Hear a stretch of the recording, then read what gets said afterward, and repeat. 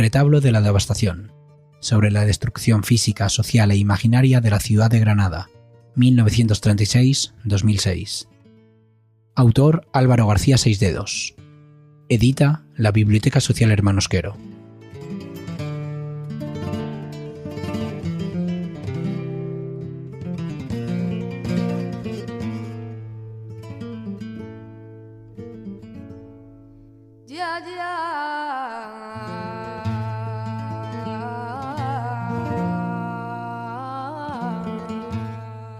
La publicación de esta obra ha sido fruto de un proceso de autogestión. Ni el autor ni las editoras obtienen lucro personal alguno con ella. Los beneficios económicos que pudiera haber irán destinados a proyectos colectivos de la ciudad de Granada que contribuyan a cuestionar el orden social existente y a transformarlo.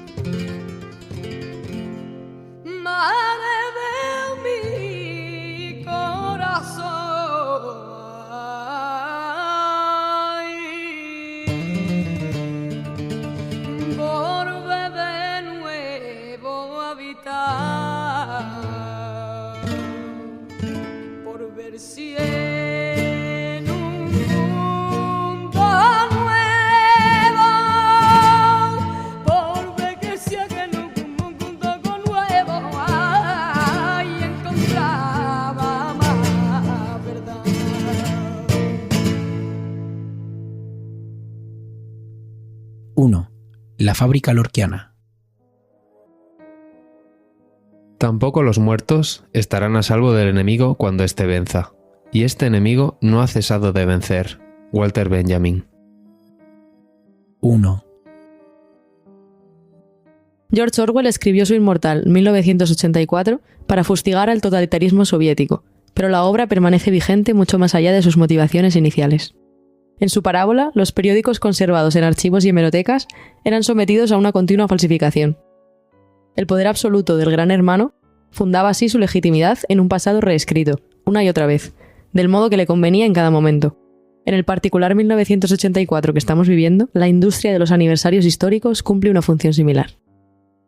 Dicha industria debutó como tal en 1989, con la celebración del bicentenario de la Revolución Francesa, de amplísimo eco mediático. Exhausto el fantasma del comunismo, que había recorrido Europa durante un siglo y medio, se creyó conveniente evocar aquella otra revolución que había dado carta de naturaleza a la democracia burguesa. Así pues, no se estaba brindando tanto por la victoria de los revolucionarios de 1789, como por la derrota de los de 1871, 1917, 1936 y 1968. Ante el cadáver de su enemigo, la sociedad de clases fingía recuperar su inocencia perdida, volviendo al principio mediante la escenificación ritual de la toma de la Bastilla. Vano exorcismo. Poco después, en 1992, tuvo lugar en España la fastuosa celebración del 5º centenario del descubrimiento de América. De derecha a izquierda se estableció un amplio consenso en torno a la celebración, sin que ninguna persona seria se atreviera a señalar que lo que se estaba vendiendo como encuentro de culturas había implicado, sin ir más lejos, el exterminio genocida de los pueblos indígenas de América y el sometimiento crónico de los supervivientes. Pero más allá del escaparate del 5º centenario, lo que realmente saludaban la Expo de Sevilla y las Olimpiadas de Barcelona era el ingreso de España en la era del capitalismo globalizado, su modernización felizmente encauzada. Tal era el verdadero trasfondo del 92, que suscitó la adhesión cobarde, interesada o ingenua de casi todo el mundo, así como el ninguneo de los contadísimos disidentes. Posteriormente, la celebración de efemérides diversas se ha generalizado sin dejar de vulgarizarse. No hay ayuntamiento que no conmemore el lejano suceso que le hizo entrar en la historia, ni grupo de presión que no glose al personaje más identificado con sus intereses.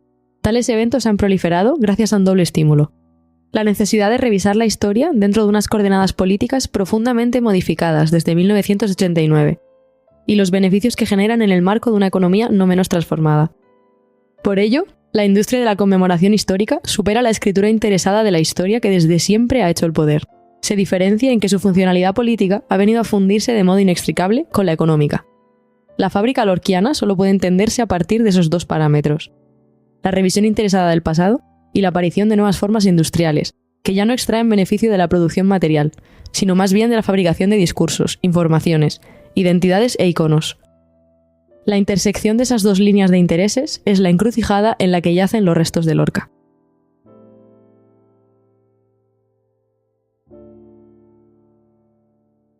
Dos. Las manipulaciones a las que hoy es sometido el pasado histórico trascienden con mucho la burda falsificación imaginada por Orwell, aunque sus efectos vengan a ser los mismos. En general, encontraremos que determinados episodios y personajes del pasado cobran actualidad por obra de los medios de comunicación. Ello supone lanzar sobre el presente una determinada imagen del pasado. Entre pasado y presente se establece entonces una interacción que adopta formas diversas. De ellas, la más burda es el lavado de cara retroactivo de un personaje, una institución y hasta un régimen entero. Bajo pretexto de conmemoración, se borra toda interpretación conflictiva acerca de épocas anteriores, y se impone la que mejor sirva a una historia oficial del poder, que justificará su presente distorsionando su pasado.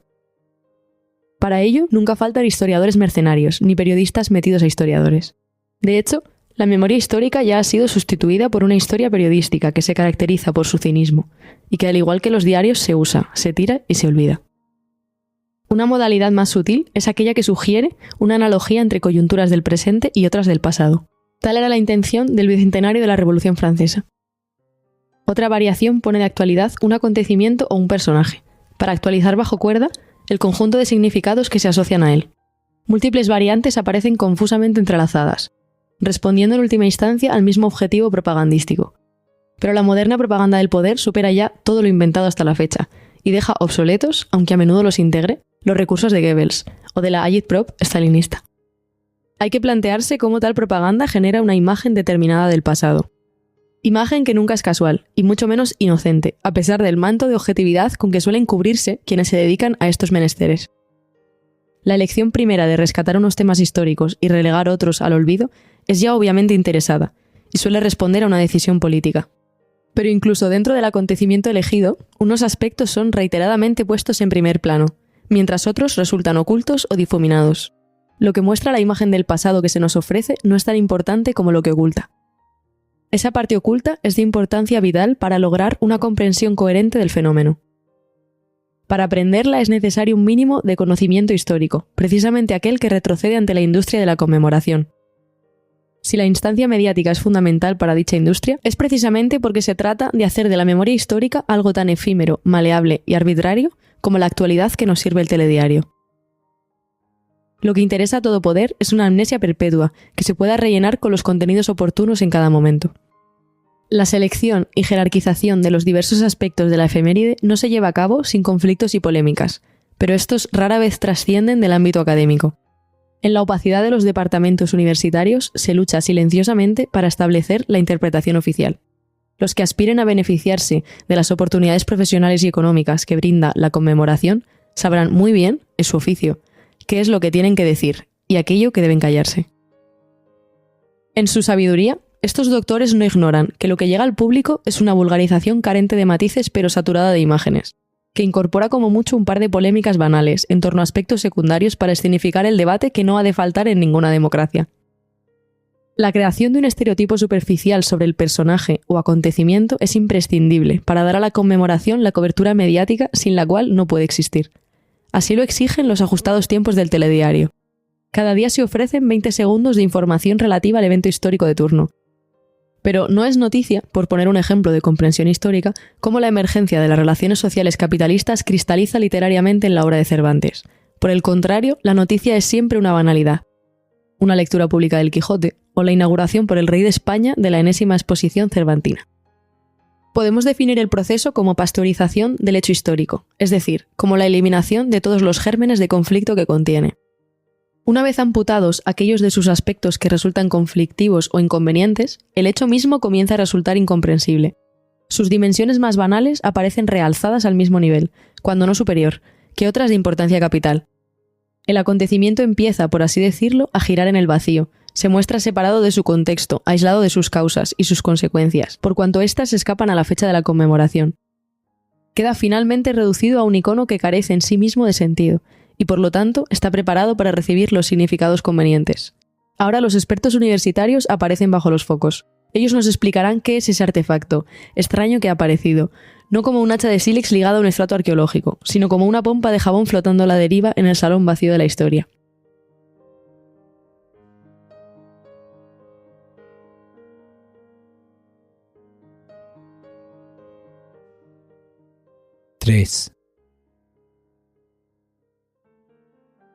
Cuando en 1998 se celebró el Año Lorca, no se evocaba la muerte, sino el nacimiento del poeta. Tal elección era claramente intencionada y apuntaba a desactivar la potente carga de conflicto asociada a esa figura. El asesinato de Lorca resulta ajeno a cualquier parámetro represivo inteligible, por cuanto resultaba mucho más perjudicial que beneficioso para sus autores. Así revelaba la estatura moral de quienes lo llevaron a cabo, cuyos herederos políticos gobernaban por entonces. Con tal de no irritar a esta derecha, que controlaba en gran medida el grifo de las subvenciones, se obvió hasta la homosexualidad del poeta.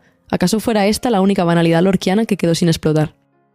Otro aspecto que se dejó hundir convenientemente en el olvido fue el compromiso social y el firme posicionamiento antifascista de García Lorca, que nos era presentado ahora como un sujeto apolítico e inofensivo, entregado a la creación artística por sí misma. Además, la muerte del poeta era indisociable del contexto en que tuvo lugar, la Guerra Civil Española. Se trata de uno de esos puntos sensibles que la industria del revisionismo histórico está obligada a abordar con particular delicadeza.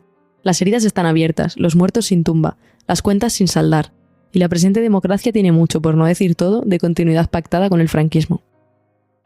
La guerra civil es un fantasma demasiado espeso como para que la plaga de langostas revisionistas lo digiera de un solo bocado. Necesitan preparar bien el terreno, cosa que llevan tiempo haciendo. Sin el allanamiento previo del obstáculo historiográfico que suponía la guerra civil, la celebración lorquiana era, a todas luces, prematura y problemática en muchos aspectos. No bastaba el pueril recurso de celebrar el nacimiento del poeta en lugar del óbito. Era preciso hablar de Lorca hablando lo menos posible de su época. Daba igual, para el caso, que lo único que permite entender a un personaje y su obra sea precisamente la época que los ha visto nacer y morir, pues son los tiempos los que forjan hombres y mujeres excepcionales, y no a la inversa como quisieran hacernos creer. Así, vimos y seguimos viendo un grotesco espectáculo, donde con tal de no hablar de lo esencial, todos caían como buitres sobre lo accesorio. Lorca pianista, Lorca dibujante, Lorca viajero, Lorca y sus colegas. Aquel año, una generación entera de escolares aprendió a odiarlo. El poeta por antonomasia resultó ser el gran hermano. Acechaba en todas partes, a todas horas. Todo era Lorca, todos éramos Lorca, el simpático poeta que tocaba el piano y que se esfumó de entre los vivos sin que se sepa muy bien cómo ni por qué.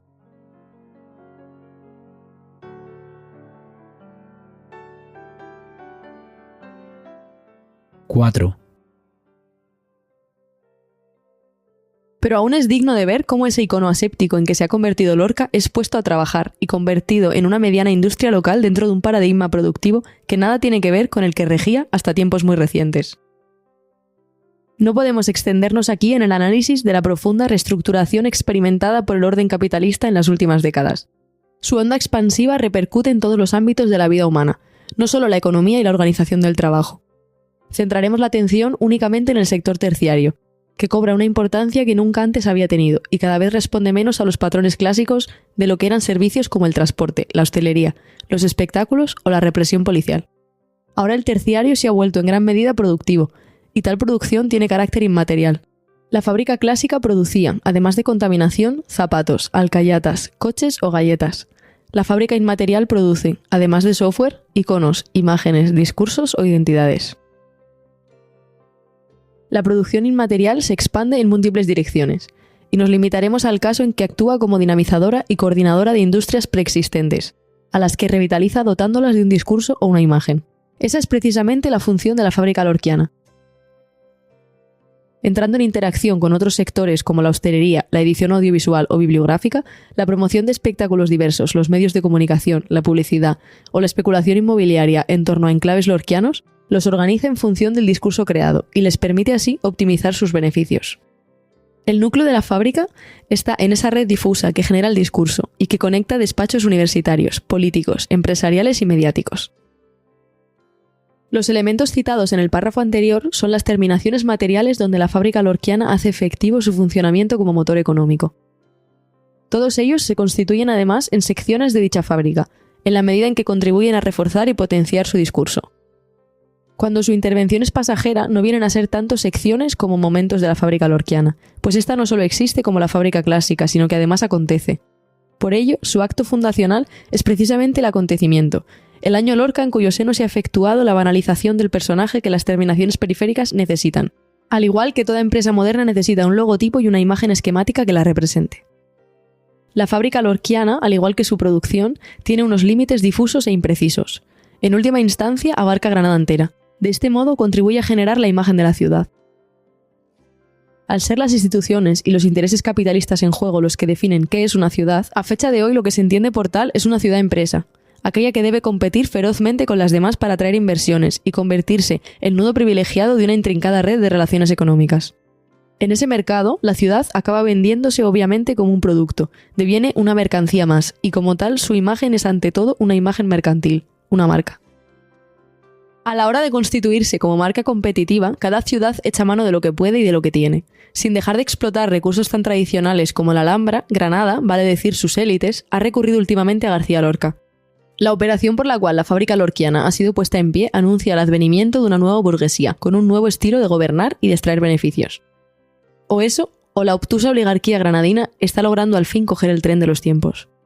El precio del billete, como es costumbre, lo pagaremos quienes estamos condenados a vagar en lo sucesivo por un páramo nublado y sin memoria, cuyos raquíticos arbustos se nutren de fosas comunes como las del barranco de Biznar.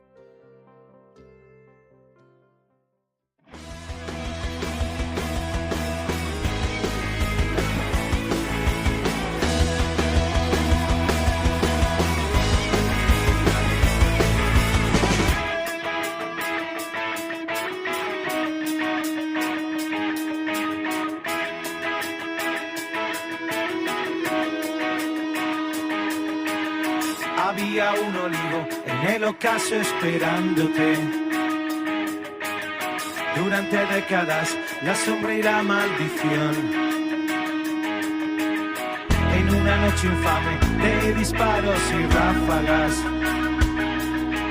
Y en tus ojos vidriosos el llanto. En Biznar, Nueva York, Granada, el mundo alrededor. En la voz de Lorca, un grito hasta quitar rastro. Debe estar por aquí, debajo en alguna parte. Desenterrémoslo, que su esqueleto vea el mar. Derramemos sueños, brindemos por las montañas. Mortalmente vivo como tú y yo.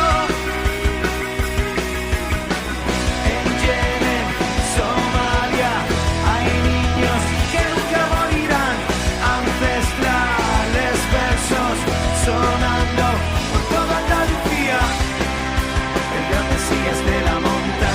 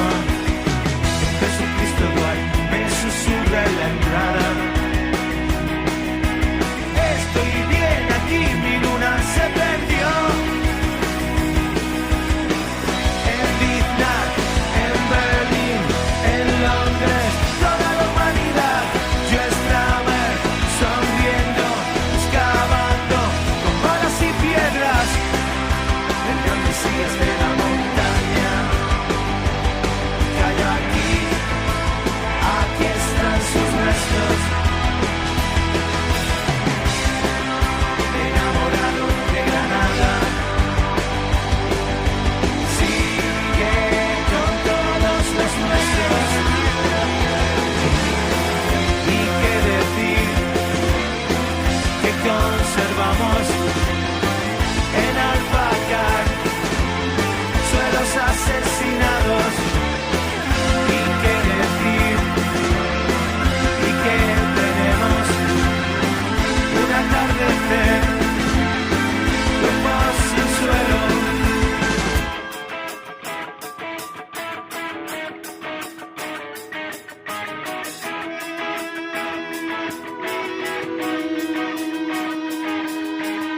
Había un olivo en el ocaso esperándote.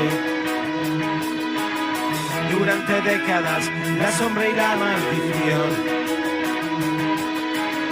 Me muero cada día, le dijo el sol a la luna. Y oigo gritos de las víctimas. Stroma Lorca, o ese Stroma Jones.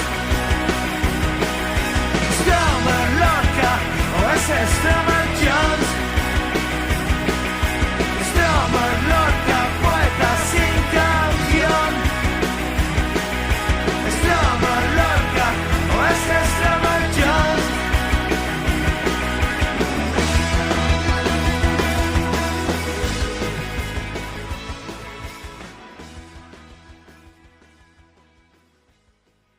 Dos.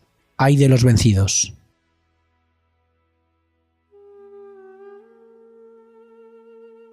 Los que dominan a la sazón son los herederos de todos los que han vencido. Por eso, la empatía con el vencedor favorece, en cada caso, al dominador del momento. Walter Benjamin. 1. No exageramos al afirmar que el barrio del Albaicín ha sido devastado, y que esta devastación ha tenido lugar en 3 planos, el social, el físico y el imaginario. Pero hay que destacar que es lo acontecido en el terreno social, la desaparición casi total de la población del Albaicín, lo que ha dado pie a todo lo demás. El resultado final de la devastación del Albaicín, a la vez que uno de sus agentes impulsores más recientes, es lo que se ha definido como parque temático. Esta certera expresión ha hecho fortuna en los últimos años y ha llegado a ser un lugar común empleado por muchos. Pero ha faltado el análisis de los mecanismos concretos por los que se ha llegado a ese resultado. Es más, si aceptamos la existencia de un parque temático, ¿cuál o cuáles son sus temas? El parque temático del Albaicín ha nacido en una coyuntura muy concreta, en la cual un mismo territorio ha venido a reunir la cualidad residencial con la monumental. Asistimos, por tanto, a 2 procesos superpuestos pero estrechamente relacionados. Como barrio, el Albaicín ha sufrido una revalorización inmobiliaria y el consiguiente desplazamiento de la población de bajo poder adquisitivo, reemplazada por otra más acomodada, fenómeno conocido como gentrificación, y que es común a los barrios antiguos de todas las ciudades. Como vestigio monumental del pasado, el Albaicín está expuesto a la negación, mutilación y falsificación de la historia que la dominación presente encuentra no solo funcional, sino también rentable.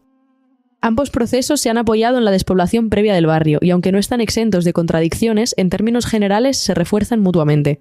El fenómeno resultante es un parque temático, figura híbrida que integra lo empresarial y lo urbanístico, cada vez menos habitado por vecinos, y más por los consumidores de la utopía orientalizante y antihistórica que en él se exhibe.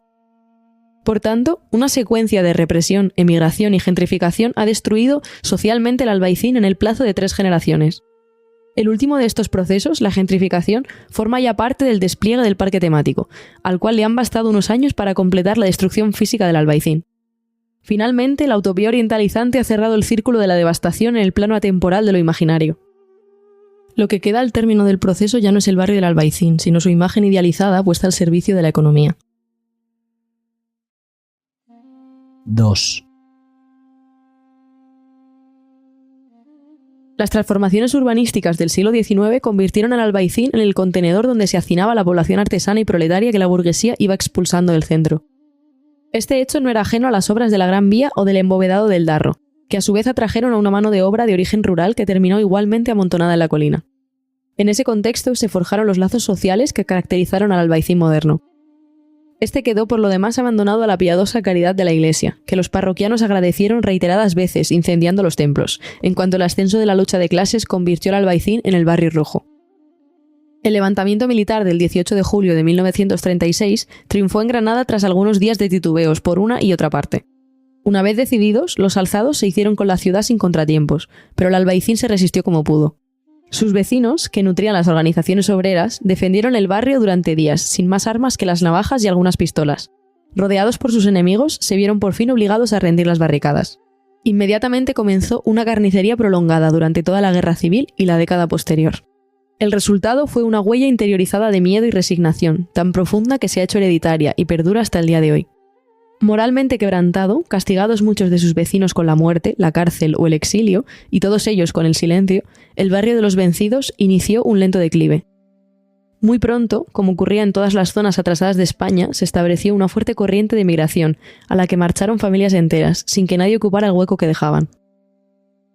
Y de los que quedaron, una enorme cantidad optó por trasladarse a los nuevos barrios de cemento, decisión que se explica por el mal estado de sus viviendas, por la falta de agua corriente en muchas de ellas, por el hacinamiento de las familias.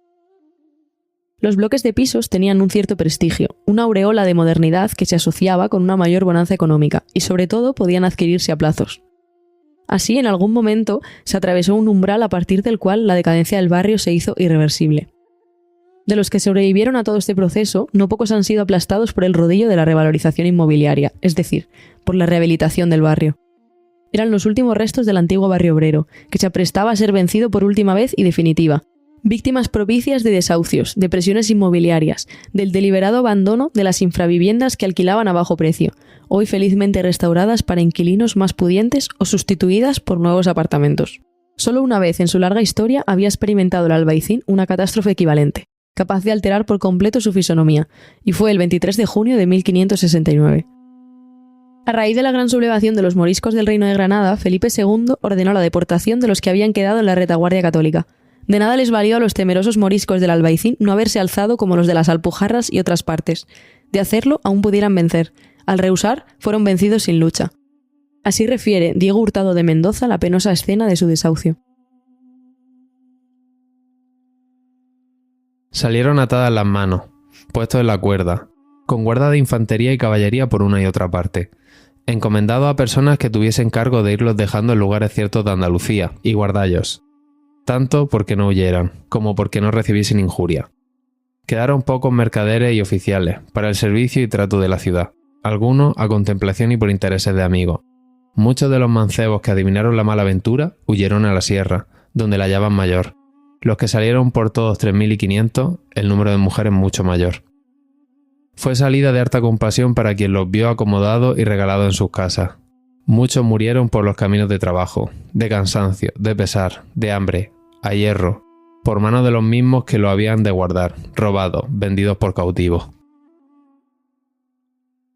Al igual que el fusilamiento de García Lorca, esta imagen está proscrita de los folletos turísticos, que se abstienen de mencionar cómo terminó la utopía orientalizante que publicitan. Dicha imagen se erige además en poderosa metáfora de lo ocurrido en nuestra época. Pero si las armas de Felipe II consumaron en un día la deportación de los moriscos del Albaicín, el abandono institucional y la violencia estructural de la economía han tardado décadas en hacer lo propio con su moderno vecindario. Una ofensiva que esta población solo hubiera podido afrontar mediante una lucha colectiva que no ha tenido lugar, y que la antigua tradición de rebeldía del barrio hubiera podido alimentar, si se hubiera conservado memoria de ella, y si la represión franquista no hubiera dado lugar a una ruptura de las solidaridades que nuestra época no ha hecho sino sancionar. 3. El parque temático no se presenta abiertamente como tal, pretende haber estado siempre ahí, porque ha logrado hundir en el olvido todo aquello que le precedió, así como el proceso por el cual se ha constituido. Si hay algún terreno en el que el parque temático del Albaicín ha logrado realizar el tópico de conciliar tradición y modernidad, es sin duda en el terreno de la amnesia. Ahí, el silencio impuesto durante décadas por la represión y el terror de Estado ha preparado el terreno a las nuevas tecnologías del olvido y la falsificación, fundiéndose todo ello en un conjunto armónico. El parque temático era incompatible con la memoria del lugar, porque era lo único que hubiera permitido medir el calibre de la falsificación perpetrada, y por consiguiente fundamentar la crítica que se le opusiera. Crítica que un vecindario cohesionado hubiera traducido en actos sin tardanza, obstaculizando y aún abortando el despliegue del parque temático, impidiendo la clausura de tantos espacios sociales que no eran rentables, y abriendo otros nuevos que se hubieran proyectado hacia un futuro menos sombrío. La utopía orientalizante es lo que ha reemplazado la memoria colectiva del vecindario del Albaicín, cuya liquidación no puede concebirse únicamente en términos estadísticos, al modo de los políticos y los tecnócratas. La pérdida tiene dimensiones cualitativas insoslayables. Lo que ha desaparecido junto con esas personas es el tejido social que integraban. La consecuencia inmediata ha sido la liquidación de la memoria de la cual eran depositarios. Memoria que no era aún el monopolio de funcionarios especializados, sino una trabajosa elaboración colectiva que se iba puliendo en patios de vecinos, tabernas, plazas y talleres. Esa tradición oral se refería a lo que merecía ser recordado y cómo debía recordarse y ser transmitido a otros. Tal historia consuetudinaria se mantenía dentro de los límites de la tradición y la experiencia directa de una colectividad humana. Fijaba, como punto de referencia común, aquello que en lo sucesivo sería considerado importante y que permitiría medir por comparación la importancia de los acontecimientos futuros. Por el contrario, la utopía orientalizante separa al albaicín de su historia y su memoria, es decir, de la sucesión de combates, encrucijadas y coyunturas que a lo largo de los tiempos lo han hecho tal como es, y no de otra manera. Aislado de todo eso, el barrio deviene por fin parque temático. La utopía orientalizante, que es su tema, no se presenta como resultado histórico, sino que se justifica por sí misma. Al igual que los arbitrarios temas de cualquier Disneylandia se amparan únicamente en una fantasía colonizada por el capital. La utopía orientalizante congela al albaicín en un instante eterno de consumo, y se muestra así como enemiga de la historia y de cualquier clase de conclusión que pudiera extraerse de ella. Juega a hacer creer que el albaicín está aquí exactamente igual desde tiempos de Al-Ándalus, con sus teterías, sus restaurantes de lujo, sus apartamentos y sus baños árabes. Turistas y residentes posmodernos se dejan engañar con facilidad, porque pagan para evadirse. Así, lo que el parque temático ofrece en el mercado es en última instancia un viaje en el tiempo, hacia un pasado idealizado que jamás tuvo lugar. Ese viaje se efectúa consumiendo todos los bienes y servicios que ofrece el parque temático, desde el té de 1000 flores hasta la noche romántica en un lujoso hotel con vistas a la Alhambra. A todos ellos se adhiere, como sello de calidad y prestigio, la utopía orientalizante, que es el leitmotiv del parque temático. 4. Encontramos, por tanto, que el barrio del Albaicín ha sido suplantado por un parque temático, los vecinos de aquel por los turistas y residentes de este, la memoria colectiva que sostenían los primeros por la utopía orientalizante que consumen los segundos. Esta población disgregada y globalizada nunca podrá dar lugar a un vecindario digno de tal nombre. Por sus hábitos individualistas y su desarraigo estructural, jamás podrá llegar a desarrollar una memoria colectiva, base imprescindible de cualquier comunidad humana. Por ello constituye en sí misma la más acabada expresión sociológica del aislamiento y la amnesia. Amnesia que extiende a su alrededor como una epidemia posmoderna a medida que, en virtud de su poder adquisitivo, va configurando todos los espacios de su imagen y semejanza. Urbanistas, arquitectos y restauradores se inclinan como girasoles a su paso. Y con tal de atraer a este consumidor disciplinado, han desfigurado el albaicín hasta hacerlo irreconocible. Han florecido ante todo las estructuras de habitación que responden a la idiosincrasia de este neovecindario, y que son aquellas que promueven el máximo aislamiento. Vivienda unifamiliar con cochera para los más asentados, apartamento para los que están de paso. Para hacerles sitio han caído bajo la piqueta las numerosas casas de vecinos que configuraban el albaicín, sobre todo en su parte baja, y que daban fe de lo que era un barrio popular. Esos inmuebles estaban condenados por su falta de adaptación a los criterios de rentabilidad de la arquitectura moderna. Sus miserables habitantes tampoco han sido considerados patrimonio de la humanidad, de la cual se diría que forman parte, y han sido expulsados con su miseria a otros sitios donde estorban menos. Por otra parte, entre los arquitectos y restauradores que han intervenido en la rehabilitación del albaicín, parece haberse extendido una moda que designaremos con el nombre, poco científico, de pastelización. La pastelización es a la arquitectura lo que la pasteurización conmemorativa a la historia, y su primera regla consiste obviamente en embadurnar de color pastel toda construcción, ya sea nueva o restaurada. Así, esta se hace amable a la vista del turista. El espeso colorido del inmueble pastelizado facilita que sus chapuceras fotografías se parezcan a aquellas, de color saturadísimo, que ha visto previamente en los folletos de la agencia de viajes. Si su apariencia es amable, el edificio en sí ha de serlo, y por extensión el pasado histórico al que se vincula. Siendo los monumentos el único vestigio material de otros tiempos que permanece a la vista de todos, al pastelizarlos se ejecuta una oblicua venganza sobre la historia que representan, a la cual se quisiera tan confortable y reconfortante como el edificio restaurado. Así ha ocurrido en el albaicín, que según nos dicen es en sí mismo un monumento. En él, la imparable proliferación de edificios pastelizados es la plasmación cromática de la amnesia. Existe en general una voluntad de recrear un albaicín razonable y civilizado, que se manifiesta, por ejemplo, en los rectilíneos empedrados que desde hace tiempo se realizan. La falsificación del albaicín despliega en el orden constructivo un amplio abanico de recursos que sería demasiado largo enumerar. Están las fachadas antiguas que se han conservado para cubrir recientes complejos de apartamentos. Están las casas de nueva construcción que imitan a las antiguas. Y para conseguir una pátina de autenticidad integran elementos saqueados de aquellas, tales como columnas, tejas, fuentes, puertas o vigas de madera. Están las ya clásicas imitaciones de celosías árabes que provocan una sonrisa casi indulgente, por ser recuerdo de una etapa en que los procedimientos de falsificación no estaban tan avanzados. 5. En su dimensión física, el Albaicín es un vestigio fosilizado del mundo precapitalista. Es heredero de una antigua lógica ya desaparecida, ajena por completo a la racionalidad económica del capitalismo, y por ello parece hoy la quinta esencia de la irracionalidad urbanística. Esta aparente irracionalidad determinó el abandono del barrio a través de los tiempos modernos. Mientras el mito del progreso se mantuvo en pie, el Albaicín fue una rémora, un arcaísmo despreciable. Dicha situación solo se ha superado hoy. La diferencia del Albaicín, su anacrónico desorden, ha sido finalmente sometido porque ha devenido rentable. Los motores económicos de nuestro tiempo son muy diferentes a aquellos que conoció el Barrio Rojo, y la ciudad-empresa que Granada empieza a ser ha descubierto un filón insospechado en este problemático distrito, que hasta ayer solo servía como miserable alojamiento del proletariado. Así, la diferencia del Albaicín ha sido finalmente reducida al mercado, traducida al lenguaje de la racionalidad capitalista. Pero como la naturaleza del barrio le es por completo refractaria, la ha interpretado precisamente en clave de utopía, de aquello que jamás tuvo ni tendrá lugar, aquello que se sitúa fuera del tiempo histórico. El parque temático no es sino el dispositivo de captura económica que permite explotar esa diferencia que ha sido neutralizada, es decir, desposeída de su historicidad, al procesarla como utopía orientalizante. Así se convierte también en la interfaz de dicha utopía. Novedoso engendro urbanístico, el parque temático no se presenta explícitamente como tal, sino que tiende por el contrario a camuflarse. Así que es preciso rastrear sus pistas con mirada atenta y estar atento a los huecos que ha dejado todo aquello que ha desaparecido en el Albaicín, empezando por sus mismos habitantes. La sensación de parque temático es provocada en primer lugar por una sucesión de elementos anómalos. Teterías, terrazas, apartamentos, restaurantes de lujo, hoteles, extraños miradores de pago, bares, joyerías de diseño, el cráter de un parking en construcción y otro ya terminado recubierto por una desolada plaza, etc. Lo que hace anómalos a los citados elementos es su falta de arraigo. No se han desarrollado en relación orgánica con el entorno, es decir, respondiendo a las necesidades reales de los habitantes de un barrio y de su vida social. Por el contrario, parecen incrustados con violencia. De hecho, lo han sido. Pero tanta anomalía, por pura acumulación, deviene al fin normalidad, y por ello la fugaz inquietud de estar atravesando un escenario permanece en el ámbito de la sensación, sin alcanzar a hacerse razonamiento.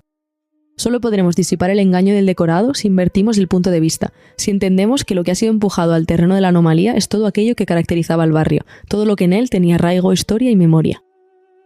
El parque temático no puede ser considerado una industria inmaterial como la fábrica lorquiana, porque los elementos inmateriales que integra la utopía orientalizante se han creado ad hoc para algo preexistente, algo que estaba ahí desde hace siglos, el Albaicín. La utopía orientalizante no es más que una excrescencia de la revalorización de un barrio monumental, fuera del cual carece de sentido y deja de ser operativa. Porque no se trata de un discurso falso pero estructurado como el de la fábrica lorquiana, sino de una evocación difusa, amorfa y contradictoria de algo que queda siempre en el filo de la conciencia. Ese algo solo se percibe en los callejones del Albaicín, y es el remoto eco de un mundo anterior al capital. Ahí reside su anomalía, su diferencia, aquello que se ha intentado definir como embrujo, encanto, autenticidad. Es el hecho objetivo, físico y social de su laberíntico trazado. Ante él brota la oscura sospecha de que ese caos aparente responde a una lógica propia, no por extinta menos coherente, y que por tanto hay racionalidad más allá de la racionalidad capitalista. La hubo antes, la habrá después. Esta verdad, tan sencilla y a la vez tan difícil de descifrar, es lo que gritan los callejones del Albaicín. La contradicción entre barrio popular y parque temático se ha resuelto en favor de este último, con un coste social del que nadie ha querido hacerse cargo. Pero en el interior del parque temático se gestan ahora nuevas contradicciones. La primera de ellas consiste en vender una escapatoria ficticia al universo productivo y mercantil que él mismo representa, engaño que solo se sostiene gracias a la complicidad sumisa y esquizoide del espectador consumidor. En otro orden de cosas, el trazado del barrio y su valor histórico-monumental impulsan la revalorización inmobiliaria, pero también la obstaculizan hasta cierto punto al imponer algunos frenos a la voracidad de los constructores, resistiéndose tenazmente a la penetración del coche o dando perfecta cobertura a los atracadores. Pero la más grave contradicción del parque temático es explotar la diferencia del Albaicín a la vez que la va destruyendo en su avance. Tal diferencia consistía precisamente en quedar al margen de la lógica económica que es el alfa y el omega del parque temático. Este ha de terminar, por tanto, devorándose a sí mismo, previsible resultado del que no cabe alegrarse, ya que en el proceso el Albaicín habrá sido totalmente devastado. Los responsables lo saben, pero no les importa, porque cuando el filón del Albaicín se agote ya estarán invirtiendo en otro asunto los beneficios obtenidos. El capital parte cada día hacia una nueva batalla, y a su espalda solo deja un inconfundible rastro de tierra quemada.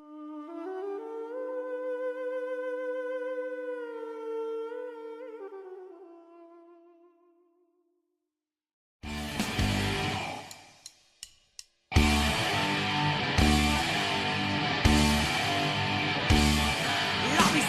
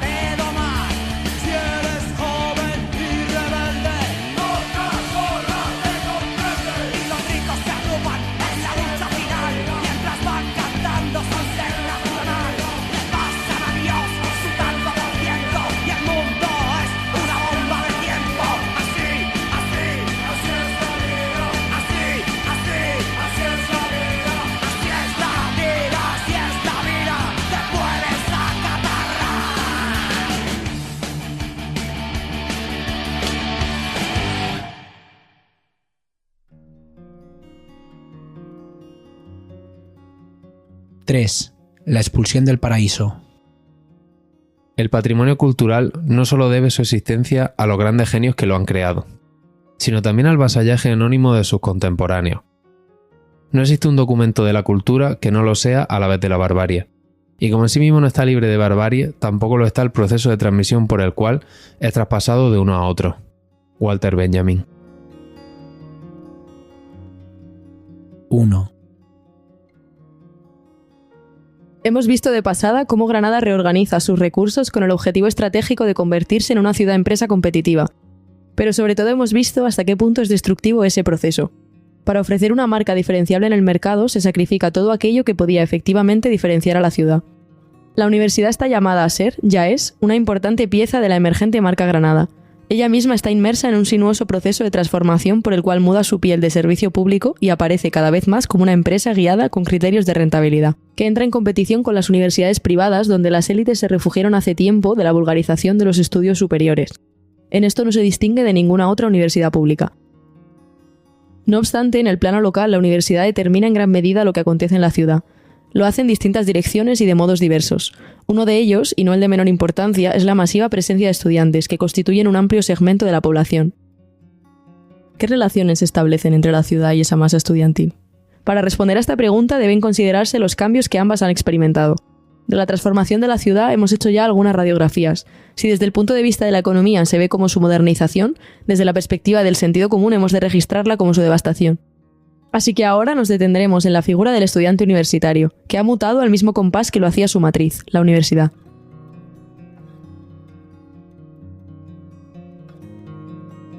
Dos. En la lejana época del pleno empleo, del puesto de trabajo fijo y del estado asistencial, la universidad adquirió una cierta cualidad fabril.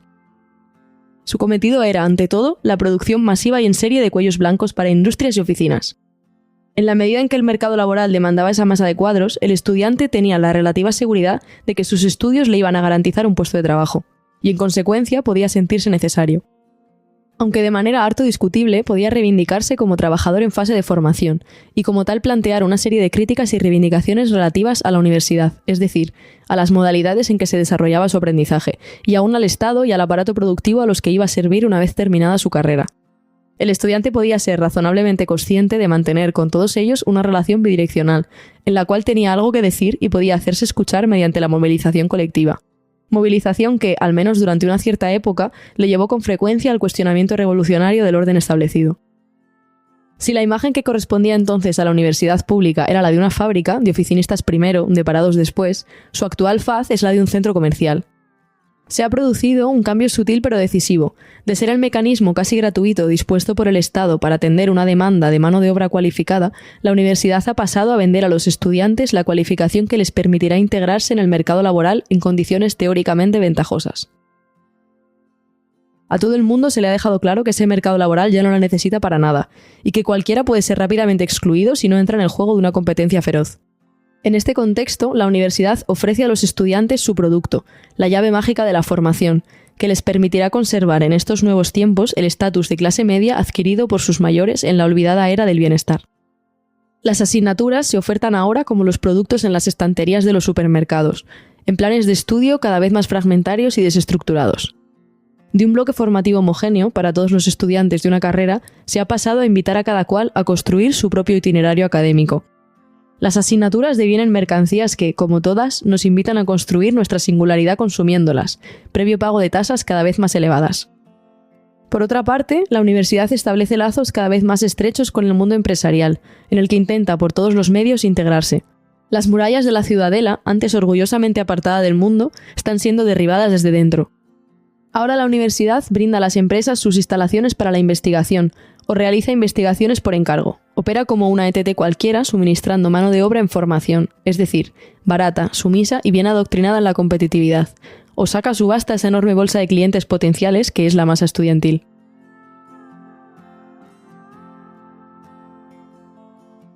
Tres.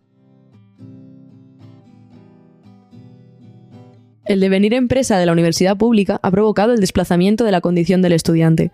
Este se perfila cada vez más como un consumidor bien adiestrado. Como tal es tratado y como tal se ve a sí mismo. En 1967 aún podía escribirse: El estudiante es un ser dividido entre un estatuto presente y un estatuto futuro netamente separado, y cuyo límite va a ser mecánicamente traspasado.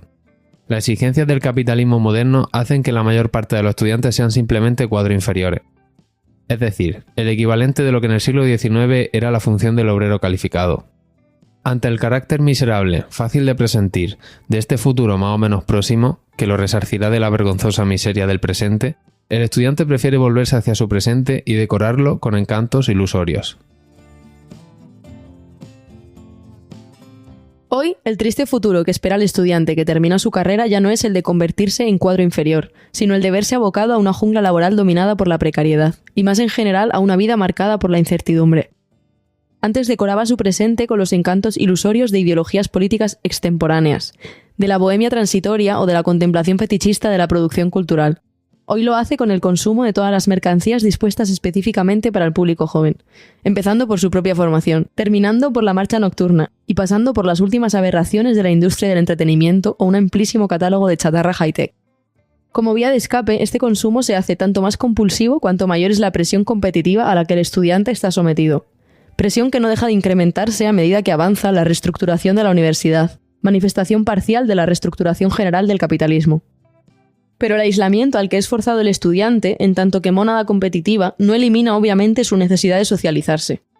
Menos aún en una ciudad como Granada, donde la población estudiantil tiene un peso notable y los estudiantes no pueden simplemente ignorarse unos a otros.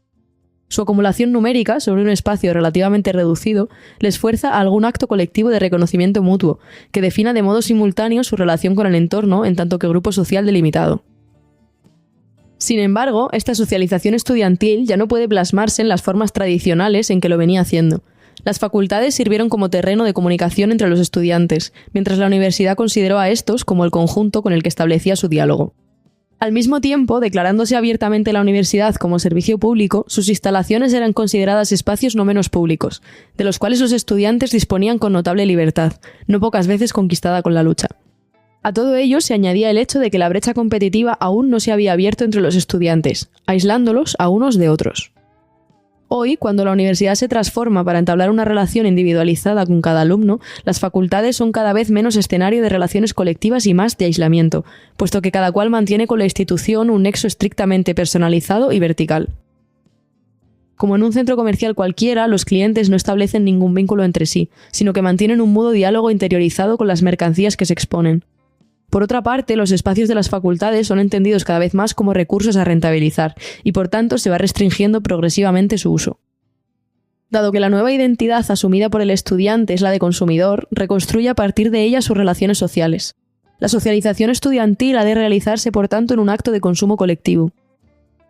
Como nadie había previsto la necesidad de esta catarsis vagamente purificadora de la mediocre competitividad del día a día, ella misma se autoorganiza, y lo hace en forma de botellón.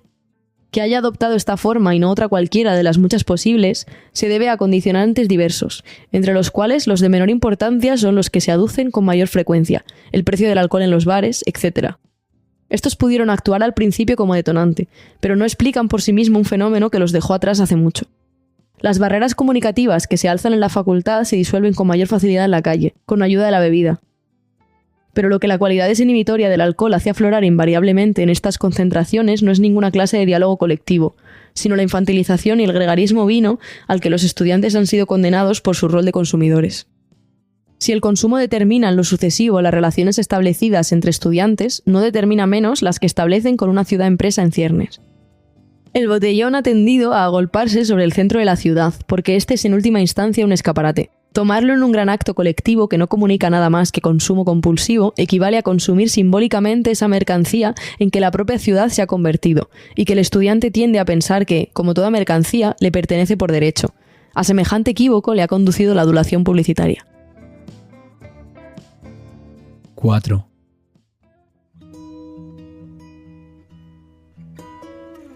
Pero la sociedad iniciática de los estudiantes, ese paraíso al que alude este epígrafe, se muestra cada vez menos compacta. Lleva tiempo deshilachándose por sus bordes, y de este modo su perfil se muestra cada vez más difuminado. La implacable reducción de las becas y ayudas, el incremento de las tasas universitarias y del coste general de la vida, así como la proliferación de subempleos a tiempo parcial, han dado lugar a la aparición de una figura nueva, la del estudiante trabajador. De este modo, un número creciente de estudiantes se ven prematuramente expulsados del despreocupado paraíso de la sociedad iniciática. Obligados a medirse con el reverso tenebroso de la ciudad empresa, del que forman parte el trabajo negro y la sobreexplotación hostelera, su experiencia no es sino un avance de lo que espera la mayor parte de los estudiantes, culminen o no la carrera. Su necesidad de compatibilizar trabajo y estudios les sitúa en una posición objetivamente desfavorecida dentro de la competición instalada en la universidad. En ambos polos de su experiencia, el trabajo y la enseñanza, encuentran la misma precariedad bajo formas diferentes, y de este modo su identidad estudiantil se va desdibujando progresivamente. Por ello, el mercado se ha visto emplazado a subsumir a los estudiantes dentro de la categoría más amplia del público juvenil, y por ello pueden sumarse al botellón numerosos jóvenes que no estudian, pero comparten un mismo referente, el consumo. La expulsión del paraíso estudiantil se produce también por otras vías. La del simple abandono es la más frecuente, y su fuerte incidencia es el síntoma de patologías profundas de la enseñanza pública, que los responsables conocen perfectamente. Pero destacaremos una vía de salida mucho más trágica, la de aquellos que se hunden por no poder soportar la presión competitiva, el miedo al futuro y, a menudo, las exigencias familiares. En la época del bienestar se instaló en la sociedad una suerte de fetichismo universitario, según el cual culminar una licenciatura era sinónimo de éxito en la vida. Aunque las condiciones que lo hicieron nacer fueron liquidadas hace ya tiempo, este particular fetichismo se resiste a desaparecer, y es uno de los motivos por los cuales a las universidades públicas sigue afluyendo un excedente de alumnos con los que nadie sabe muy bien qué hacer, y que son amontonados en facultades masificadas en espera de que abandonen, se decanten como buenos caballos de carreras o simplemente se vengan abajo. En efecto, una amplia minoría de estudiantes no termina con un título, sino con un diagnóstico de ansiedad, depresión, esquizofrenia, etc. Causan baja en las aulas de un día para otro, sin que nadie los eche de menos. Son las víctimas del fetichismo universitario y de la modernización competitiva de la enseñanza. No soportan la presión que nadie tendría por qué soportar, y se quedan en la cuneta donde se apilan aquellos que el discurso dominante califica como perdedores o fracasados. Así como Adán y Eva fueron culpables de su violenta expulsión del paraíso, estas víctimas colaterales de las condiciones reinantes aún deberán ser culpadas y autoculpabilizarse por no haber estado a la altura de las circunstancias. La ciencia médica dejará claro que son enfermos y que las raíces de su mal son estrictamente personales y hasta genéticas. Su utilidad social será, en lo sucesivo, lucrar a los fabricantes de medicación psiquiátrica.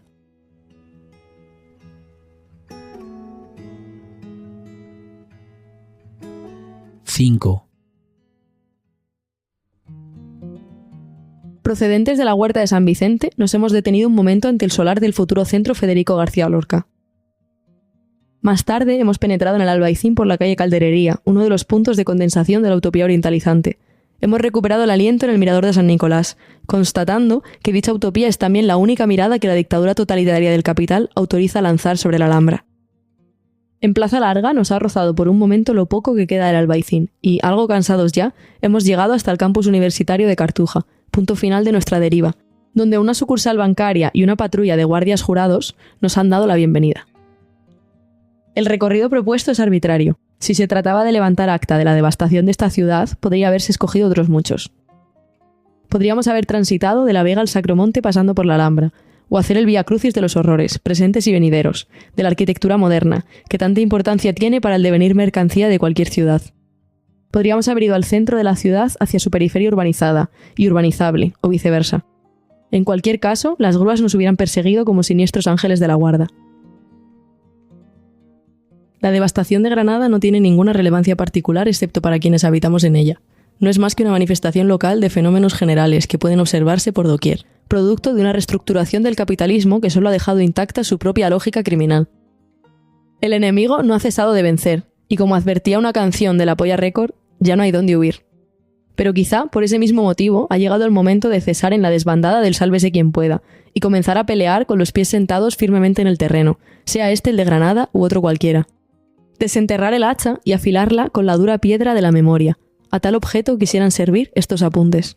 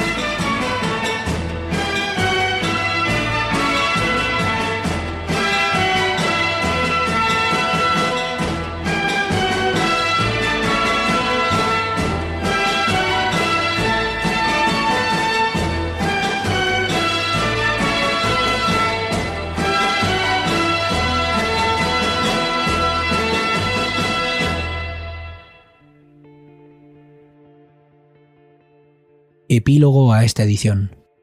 Miradores del Albaicín de Granada contarán con máquinas reproductoras de sonidos y olores típicos del barrio. Europa Press, Granada, 9 de agosto de 2020.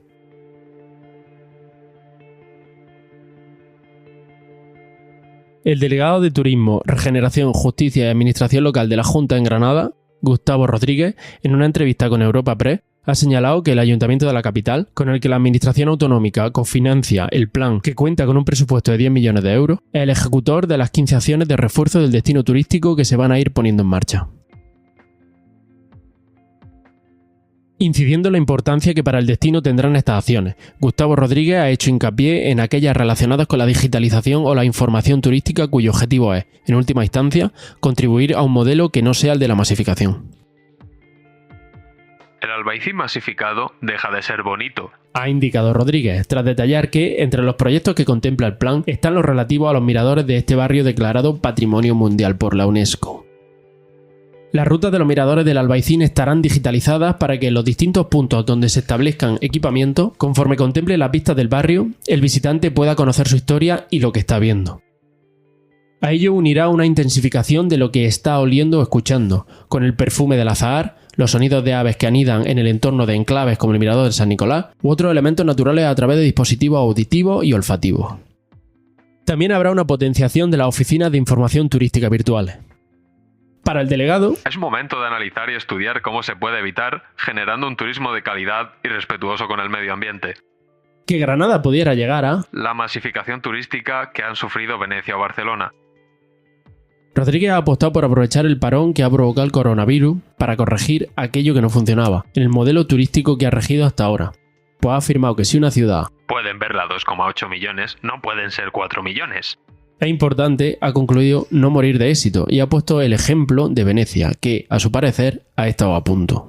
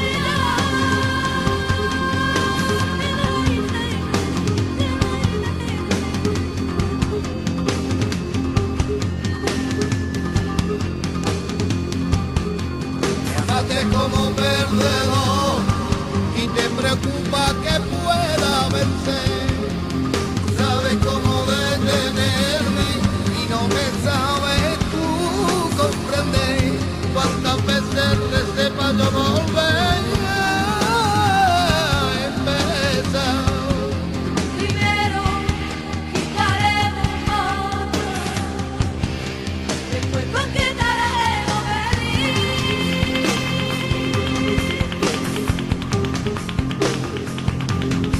Recuerda Yo vivía para la música,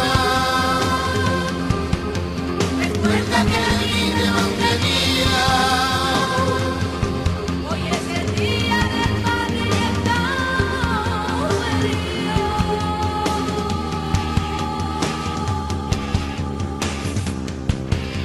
Después conquistaremos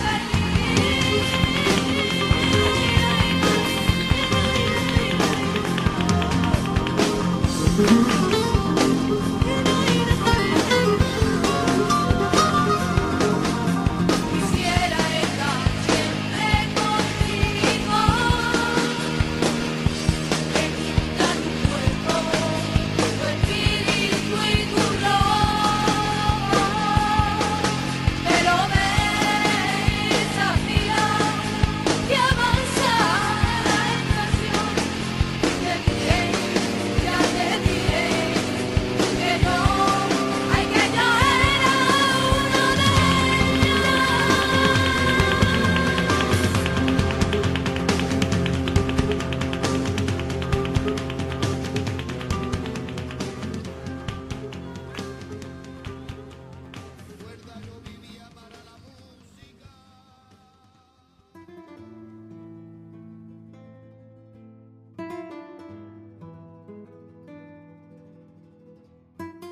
Hemos considerado que el prefacio a esta edición tenía más interés para quien ya conozca el libro.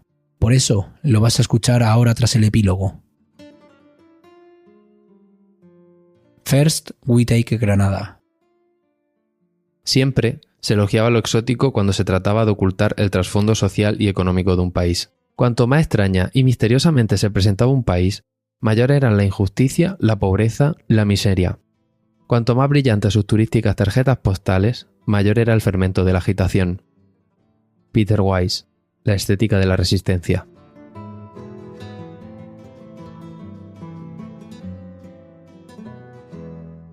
¡1! Historia de un panfleto. Por tercera vez, y espero que última, vuelvo a presentar este retablillo de la devastación de Granada, que ha tenido recorridos algo extraños. Puesto ante el compromiso de escribir esta presentación, prefiero hacer inventario de esos recorridos y esas extrañezas, antes que empezar a repasar uno por uno los numerosos aspectos del texto que han quedado desfasados, superados por la delirante escalada de los acontecimientos. El retablo debe su existencia en primer lugar a un amigo, el artista y docente Valeriano López. Yo había asistido a sus clases de teoría de la imagen en un fugaz paso por la Escuela de Arte de Granada, allá por 2002-2003. Como alumno fui un desastre y nunca terminé el ciclo de fotografía en el que me había matriculado, pero a Valeriano le hacían gracia los textos que yo escribía para mis trabajos de clase. Por aquella misma época, Valeriano desarrollaba una tarea artística de su versión de la iconografía granaína, que culminó en abril de 2006 en una explosición, celebrada en el Palacio de los Condes de Gavia bajo el elocuente título de Granada de mano.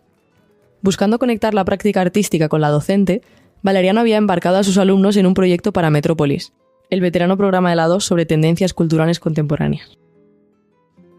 La idea era que los estudiantes realizaran una serie de piezas audiovisuales con la ciudad de Granada como tema común. Con ello se prolongaba la onda expansiva de Granada de mano, y se invitaba a los participantes a posicionarse frente a la ciudad que se les ofrecía como un banal parque temático. Corría el año 2005 y, aunque yo ya apenas pisaba la escuela, Valeriano me pidió un texto que funcionara como hilo conductor para ese trabajo, facilitando una perspectiva unitaria a los alumnos participantes. Ese texto es el retablo de la devastación, que se escribió bajo un encargo formal de la Fundación Robles Pozo, dependiente de la Escuela de Arte. Se firmó para ello un contrato, y me pagaron nada menos que 500 euros, más que el salario mensual que yo ganaba en Telepizza por aquel entonces. Me tomé en serio la tarea, y me enorgullece decir que mi escrito gustó a todo el mundo, profesores y alumnos. Estos últimos interpretaron el retablo a su aire, realizando una serie de brillantes piezas audiovisuales sobre los diversos temas que el texto proponía. Esas piezas se agruparon bajo el título común de En Graná, G, y se emitieron en Metrópolis el 12 de junio de 2006. Ya a comienzos de 2007, la Fundación Robles Pozo editó un DVD con esos vídeos, cuyo libreto contenía el texto escrito por mí. Esa fue la primera edición del Retablo de la Devastación, con un diseño espectacular que no facilitaba la lectura del texto, pero sin duda honraba su espíritu punk. Esta cuidada edición tenía la enorme ventaja de incluir la parte audiovisual, pero no se distribuía comercialmente, motivo por el cual carece de ISBN. No recuerdo de cuántos ejemplares constaba, en cualquier caso, varios centenares, pero a veces es avistada en alguna librería de segunda mano de Granada. Ese fue el origen del retablo, que se presentó públicamente en la Escuela de Arte una tarde de 2007. Algún tiempo después abandoné Granada, con bastante más pena que gloria, tras haberla habitado durante 25 años de los 28 que tenía. Pero pasado un tiempo, mis compañeras de la Biblioteca Social Hermanos Quero se pusieron en contacto conmigo. Consideraban que el retablo seguía teniendo interés, y me proponían reeditarlo y ponerlo en circulación con el formato de un folleto, más ágil que el de la edición original de la Fundación Robles Pozo. Me pareció una buena idea, e intentando hacer balance de los años transcurridos desde que escribiera el texto original, me puse a escribir una presentación fechada en 2009. Esa presentación se ceñía mucho a acontecimientos puntuales de aquellos años, y debido a ello ha envejecido bastante peor que el propio retablo. Por ese motivo y para evitar un aparato excesivo, hemos decidido no incluirla en esta edición. Frente a la edición de la Fundación Robles Pozo, la de la Quero era mucho más fácil de distribuir, pero tenía a su vez un gran inconveniente.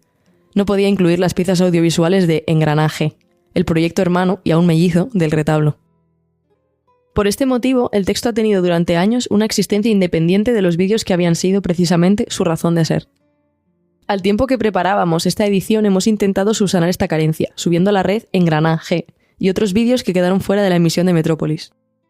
Estos trabajos son por fin accesibles en el enlace www.vimeo.com/engranaje, y a mi parecer no han perdido nada de la frescura e irreverencia que tenían en 2006. Desde la Quero se realizaron 2 tiradas, de varios centenares de ejemplares cada una. Se distinguen entre sí en que la primera tiene un formato cuadrado y la segunda lo tiene rectangular. Ambas carecen de ISBN, porque estaban concebidas como un puro material de pelea. En efecto, en aquellas tiradas, el retablo encontró su verdadera vocación, la de ser un panfleto, en el mejor sentido del término.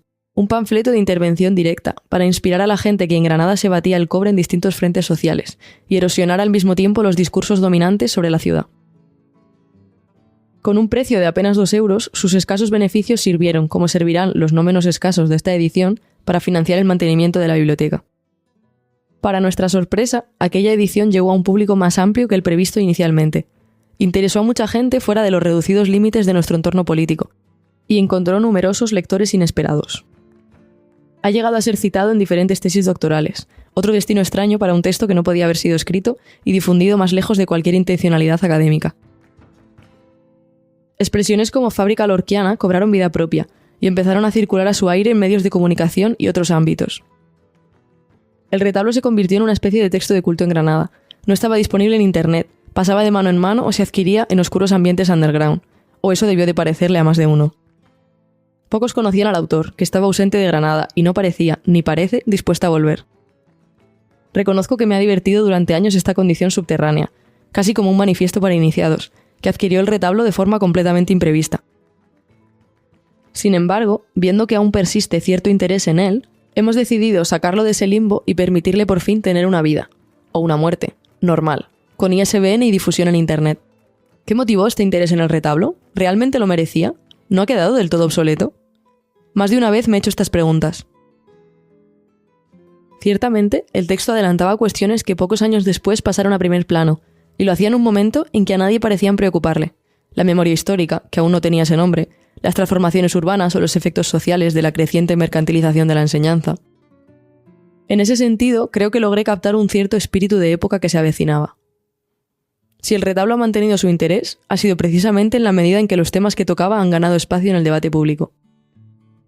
Dudo, no obstante, que esta capacidad de anticipación fuera mérito mío, o no solo mío. Estos temas estaban presentes en las organizaciones y movimientos sociales en los que yo militaba, y me resultó natural retomarlos y desarrollarlos a mi manera. En aquellos años, la Biblioteca Social Hermanos Quero, en concreto, fue el punto de entrada en Granada de muchas temáticas que después se han difundido en todos los ámbitos. Para el caso que nos ocupa, la ya mencionada memoria histórica o una renovada preocupación sobre el urbanismo, sobre las transformaciones de la ciudad en general y de Granada en particular. El excelente fondo bibliográfico de la Quero también aportó la mayor parte de los materiales históricos y teóricos que, de forma un tanto caótica, cimientan el retablo. Destacadamente, las tesis sobre filosofía de la historia de Walter Benjamin, que me traje a mi terreno echándole bastante morro. También los análisis del llamado operaísmo italiano sobre las transformaciones del capitalismo contemporáneo. Ni siquiera hoy sé qué extraña asociación de ideas me hizo conectar a García Lorca con el concepto de postfordismo. Por último, tendría que mencionar los escritos de Guy Debord y la Internacional Situacionista, a los que mi generación de militantes dio, para qué engañarnos, un crédito muy excesivo. 3 marxismos heterodoxos, como puede verse, con el espíritu antiautoritario como único denominador común. Por otra parte, el retablo refleja las luchas y resistencias vecinales contra la reestructuración neoliberal de las ciudades. Esa onda nos llegaba desde Barcelona, siempre combativa, con sus ocupaciones firmemente arraigadas al territorio y sus batallas ejemplares, como la del Forat de la Vergoña. También desde Sevilla, donde un movimiento tan alegre como luchador defendía en aquellos años la Casa del Pumarejo y montaba el Gran Pollo de la Alameda rebelde. En Granada tuvo su máxima expresión en la resistencia numantina de la Casa del Aire, de la cual yo era un vecino más en la época en que escribí el retablo. En el viejo caserón de las albaicineras calles Cenete y Beteta nació a destiempo una terca determinación de resistir a la violencia inmobiliaria. De alguna forma, esa voluntad de resistencia se trasladó al texto, que no en vano fue escrito entre sus paredes. Así hay que entender el retablo, como un eco de luchas y esfuerzos colectivos, que adelantaban preocupaciones que muy pronto iban a generalizarse. Otro elemento del retablo que despertó el interés de muchos lectores granadinos fue su análisis radical de fenómenos cercanos, desde el botellón hasta la pastelización de los edificios históricos. Al conectarlos con dinámicas mucho más amplias, el retablo aportaba una perspectiva sobre esas cuestiones que, correcta o no, era en aquel momento absolutamente novedosa. El texto incidía también en cuestiones locales que siguen y seguirán siendo heridas abiertas, desde las relativas a García Lorca hasta la triste suerte del Albaicín, y supongo que ello también atrajo la atención de los lectores. Por último, es evidente que el 15M generó un contexto favorable a la lectura y difusión de un texto como este, pues aquella contradictoria primavera de las plazas de 2011 produjo, y no es poco, un importante deshielo ideológico. Resulta difícil para las nuevas generaciones políticas nacidas del 15M y el 8M concebir siquiera el clima político, ideológico, cultural, previo a aquella fecha. El asfixiante grado de consenso establecido por derechas e izquierdas en torno a un estado de cosas sacralizado bajo el nombre de democracia, eufemismo de obediencia ciega a los dictados del capital, reverencia a la corona y adoración del voto como ritual vacío de contenido, la ausencia casi absoluta de voces críticas en la cultura y el debate público, la escasez de materiales teóricos e históricos que permitieran situarse mínimamente, el silenciamiento sistemático de cualquier punto de vista alternativo, o su falseamiento y criminalización, cuando pese a todo conseguía emerger. El ladrillo y el crédito fácil como lubricantes de un mundo congelado. Todo el pack de lo que se ha dado en llamar con acierto, pero también de forma limitada, cultura de la transición.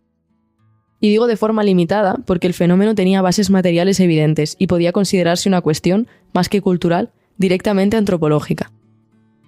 Una mutación social provocada por la destrucción de vínculos sociales, el consumismo y una propaganda de masas aplastante, que solo era respondida desde ámbitos marginales y eternamente bajo sospecha. Este era, a grandes rasgos, el contexto en el cual y contra el cual se escribió el retablo. Un contexto que la crisis iniciada en 2008 hizo saltar por los aires y que se ha modificado aceleradamente desde entonces.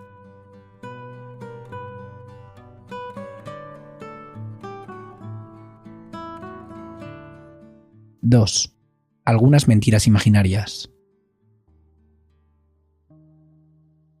En 2008 la vida, como es tan amable, decidió alejarme de Granada.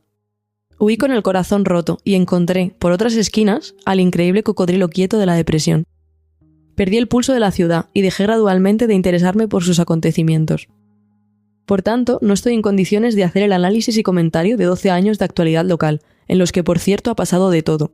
Solo puedo constatar, cada vez que paso por Granada, que la devastación de la que quise levantar acta ha seguido avanzando sobre las escasas y honrosas resistencias que ha encontrado.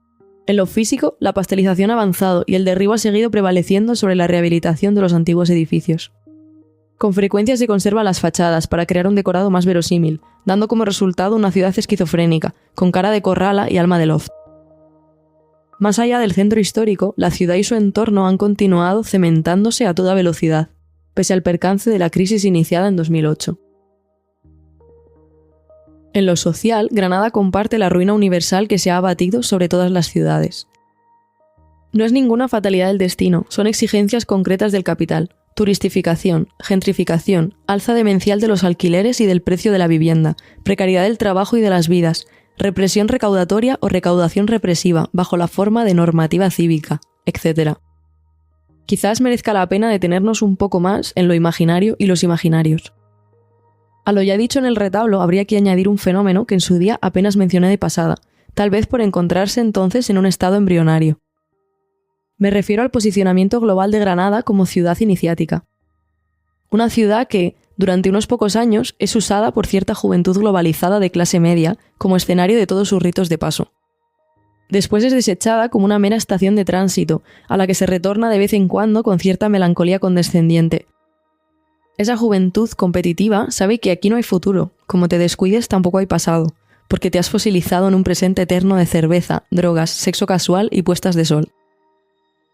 En el imaginario de la última década, la ciudad iniciática parece haber crecido hasta autonomizarse de su matriz de origen, el paraíso estudiantil. En el apartado de lo imaginario hay que consignar también el crecimiento en la calle, los medios y las redes sociales de un patriotismo de ciudad que se corresponde con lo que Santiago López Petit llamaba fascismo posmoderno. Este no sería otra cosa que la movilización sentimental de las masas en torno a los intereses del capital. Y en eso consiste exactamente este patriotismo de ciudad, que no es más que un chauvinismo 2.0 que responde, punto por punto, a las necesidades de la marca Granada.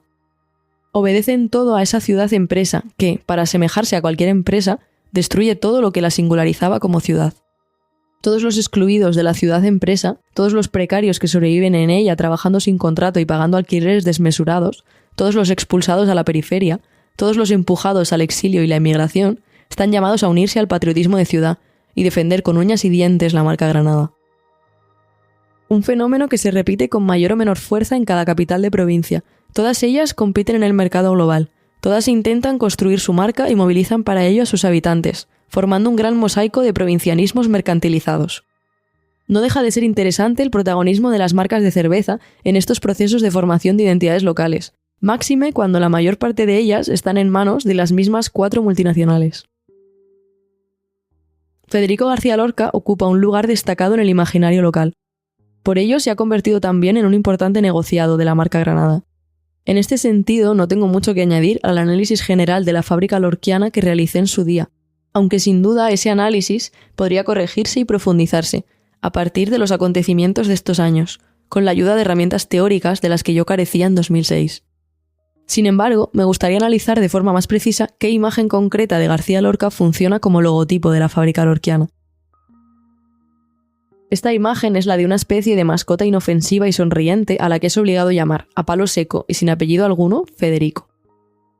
Siempre me llamó la atención esta familiaridad con el poeta, porque no conozco ningún otro personaje histórico del que tanta gente se permita hablar como si vinieran de tomar cañas con él. Se dirá que su proverbial simpatía produce estos efectos extraños, pero no es una explicación válida. La simpatía de García Lorca, entre otros rasgos de su carácter, era una realidad para quienes le conocieron y le trataron. Para todos nosotros es una construcción a posteriori, y esa construcción no es inocente, por varias razones. En primer lugar, porque convierte a Lorca en un personaje inofensivo, cosa que no era en absoluto. ¿O alguien cree, en serio, que la producción cultural es inocente?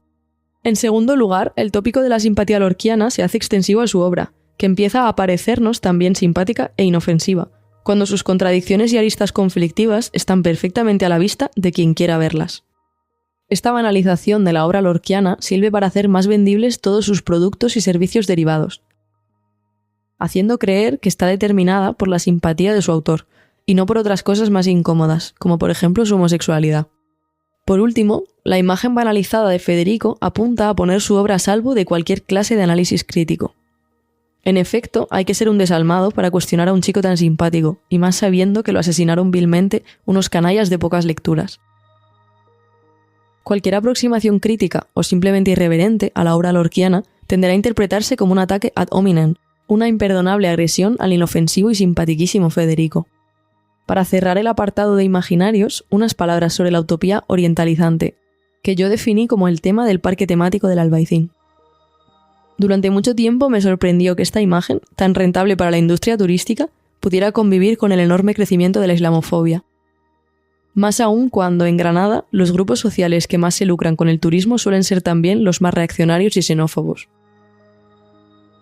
¿Por qué la idealización del Islam pasado no entraba en contradicción con la criminalización del Islam presente? Con los años he llegado a la conclusión que una y otra se complementan. La utopía orientalizante nos brinda justamente la ilusión colonialista de un Islam atrasado, subalterno y servicial. No en vano la primavera árabe iniciada en 2010 desvió hacia España, y particularmente hacia Granada, una oleada de turistas que encontraron aquí un ambiente oriental sin perturbaciones, pero con una amplia oferta de bienes y servicios. 3. Antes todo esto era barrio.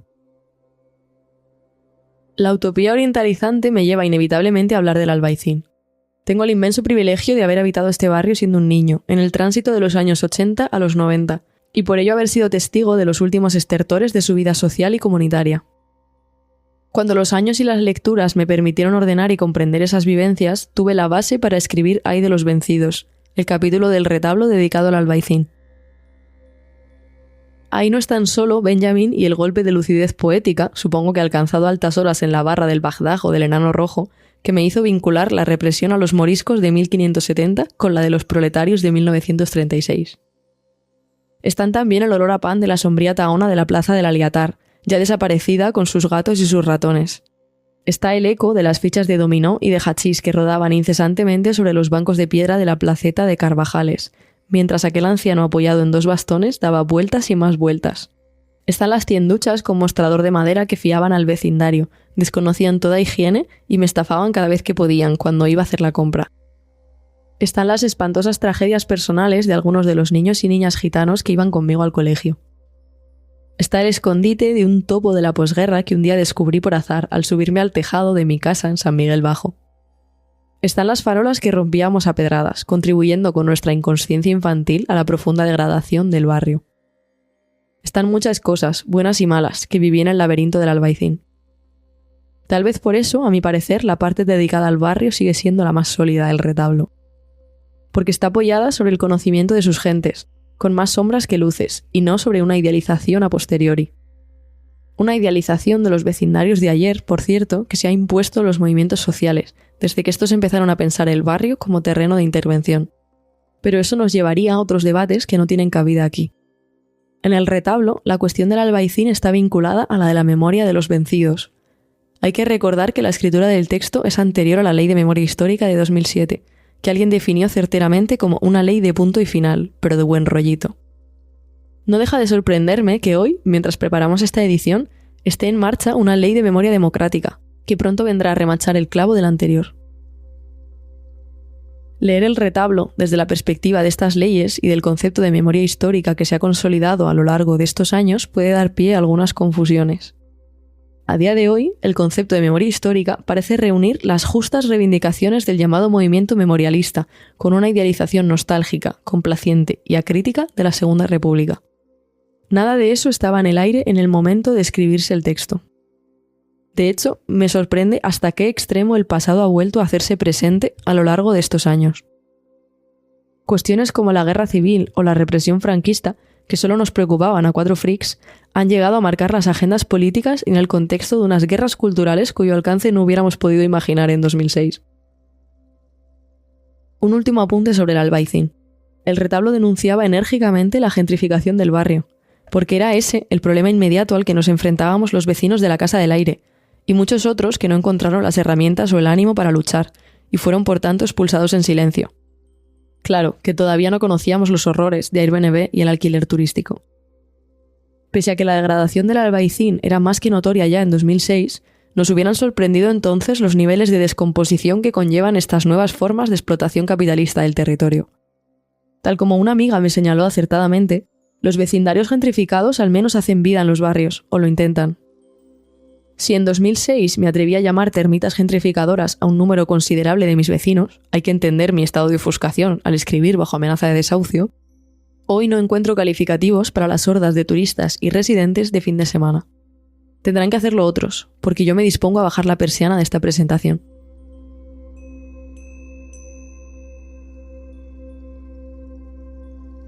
(4) La última y nos vamos.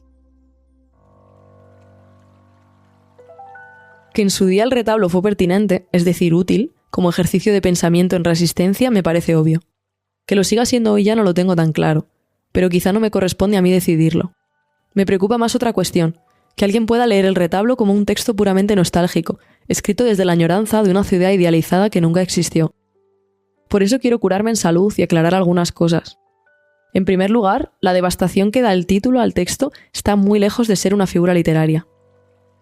Es, literalmente, la destrucción o sometimiento de todas aquellas dimensiones y realidades de la ciudad que no responden, en esta fase histórica, a las lógicas de la acumulación del capital.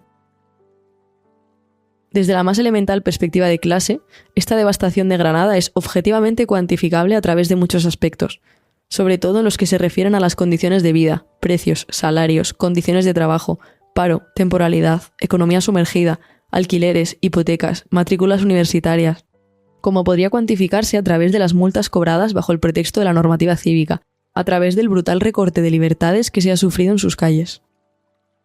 No quiero extenderme sobre la destrucción paisajística y patrimonial, otro aspecto de la devastación perfectamente conocido y estudiado por diversos especialistas. Hay aspectos que no por ser cuantificables dejan de ser evidentes.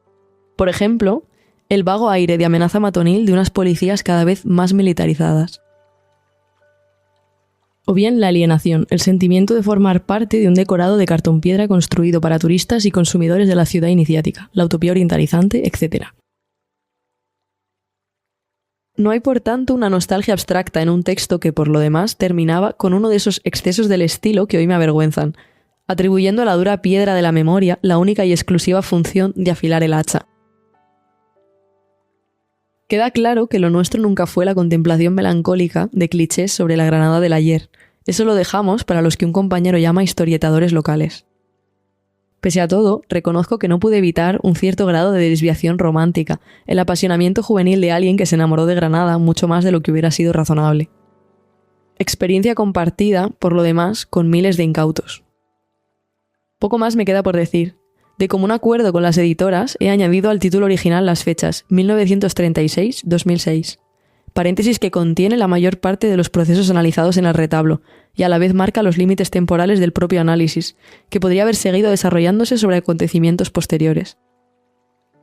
También he invitado a participar en esta edición a mi alter ego, el ilustrador Seis Dedos, es decir, me he autoinvitado a ilustrar en 2021, como Seis Dedos, el texto que escribí en 2006 como Álvaro García. Me he permitido también el capricho de añadir un breve epílogo a esta edición. Para despedirnos, un pequeño homenaje. La primera edición del retablo, la de 2007, salió sin dedicatoria. La de 2009 se la dediqué de forma genérica a toda la gente con la que en otro tiempo compartí luchas y esfuerzos. Me gustaría brindar esta, que considero definitiva, a uno de los protagonistas más entrañables de aquellos años intensos y casi felices. Nuestro amigo, vecino y compañero Manuel Prieto Cara, el último albaicinero, que nació en una casa de paso y murió defendiendo otra.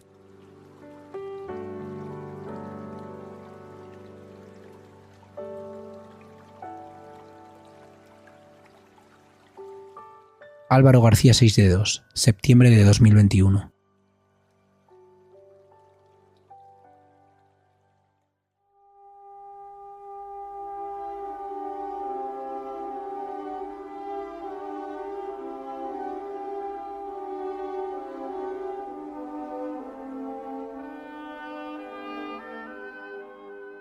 Si te ha gustado el audiolibro, te invitamos a acudir a la Biblioteca Social Hermanos Quero.